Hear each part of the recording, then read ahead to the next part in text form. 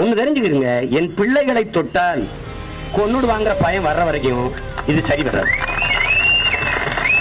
பாலியல் இச்சையோடு என் பெண் பிள்ளைகளை நீ நினைப்பதும் தொடுவதும் நடந்தால் நீ உயிரோட இருக்க மாட்டாய் என்கிற நிலையை உருவாக்க.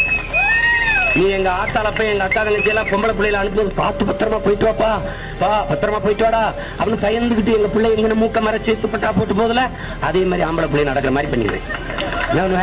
வீட்டுல அம்மா அப்பா பிள்ளை போட்டு கவனமா போயிட்டு வராசா, இந்த பிள்ளை நினைச்சு பாத்துறாதாப்பா, அப்பா நல்லா இருப்பாதப்பா, அந்த பிள்ளை பிடிக்கலன்னு தான் வந்திருப்பா, அடிச்சு அடிச்சுட்டு செத்துறாதப்பா, கொண்டுருவாப்பா, அவன் கொண்டே வருவாப்பா.